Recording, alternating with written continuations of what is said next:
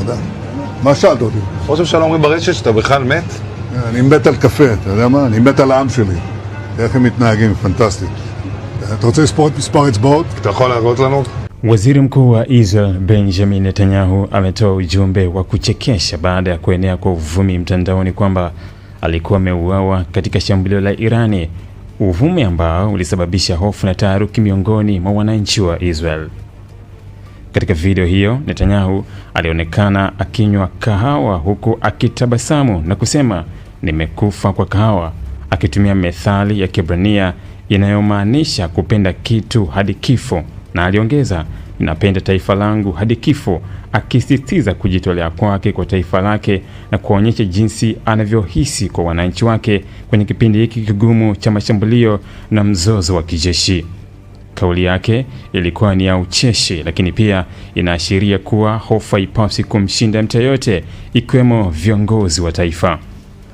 Aidha, Netanyahu alikabiliana na uvumi wa mitandaoni kwamba picha zake kutoka kwenye mkutano wa habari wa Alhamisi zilionyesha vidole 6.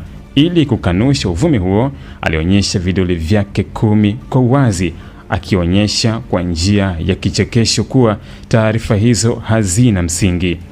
Kauli hii ilikusudiwa kupunguza hofu na machungu yanayoweza kutokea kutokana na habari zisizo sahihi zinazotokea mitandaoni. Netanyahu pia aliwahimiza wa Israel kuwa waangalifu katika hali ya sasa.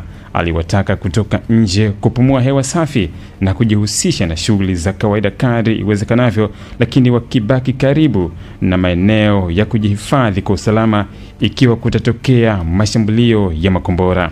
Alisisitiza kuwa serikali ya Israel inafanya kila juhudi kuhakikisha wananchi wake wako salama na kuwa na uhakika wa kuendelea na maisha yao bila hofu isiyo na msingi.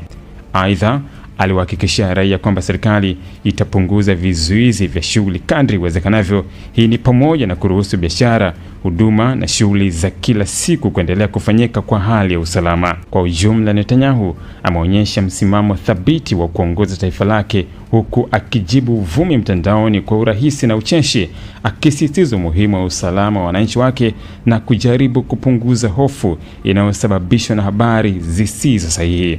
Kauli yake inaashiria kuwa kiongozi anapaswa kuwa na utulivu, ucheshi na mshikamano na wananchi wake, hasa katika nyakati za mzozo na mashambulio.